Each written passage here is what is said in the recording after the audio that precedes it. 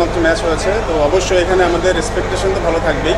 ভালো দিক যে আমরা হোমে খেলছি, যদিও হোম বলতে কিছু নেই বিপিএলে, তারপরেও আমাদের প্রিপারেশনটা ভালো ছিল, মানে আমরা বেশ কিছুদিন আগে এসেছি, তো সেই দিক দিয়ে হ্যাঁ হোমের ক্রাউডের একটা সাপোর্ট থাকবে। হোপফুলি আমরা মানে যে কাজটা আমাদের করা দরকার, প্লেয়ারদের রাইট জায়গায় রাইট ডেলিভারিটা দেওয়া উচিত।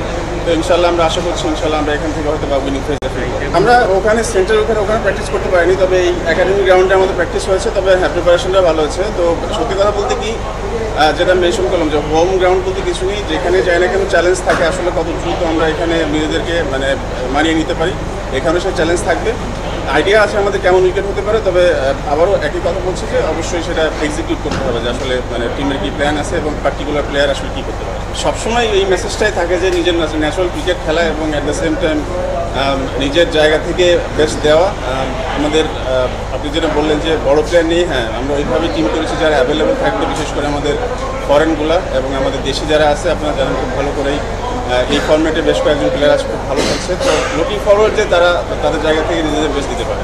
বসুন্ধরা টিস্যুতে ছাড়ের ছড়াছড়ি। বসুন্ধরা টিস্যু নিয়ে এলো নিশ্চিত ছাড়।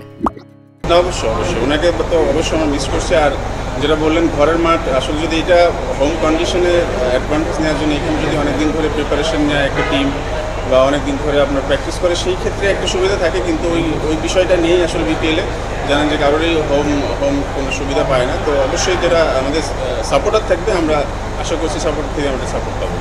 অবশ্যই আপনার এটা দেখবেন যে ভালো উইকেট হলে বলারদের জন্য চ্যালেঞ্জ হয়, তো অবভিয়াসলি সেটা উইকেটের জন্য ভালো।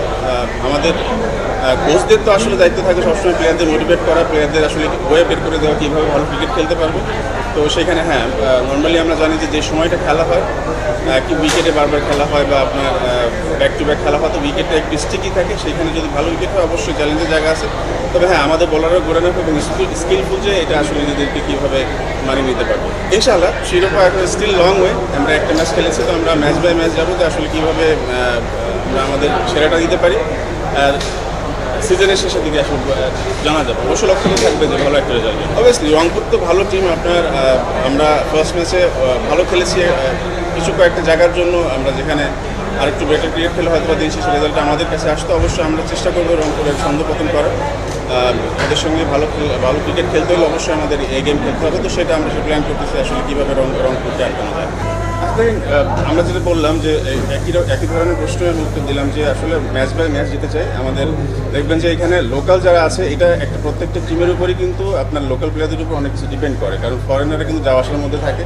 তো আমাদের একটা দিক ভালো যে আমাদের ফরেনগুলো থাকবে, তো সেইখানে এতটুকু আমরা বলতে পারবো যে আসলে দুই একটা ম্যাচ চলে যাওয়ার পরে আসলে আমাদের টিমের স্ট্রেংথ কী অবস্থায় যাচ্ছে বা উইকনেস কোথায় আছে, তো সেটার উপরে ডিপেন্ড করে আমাদের পারফরমেন্সটাকে ডিপেন্ড করছে। ইনশাল্লাহ আশা করছি ইনশাল্লাহ ভালো কিছু হবে।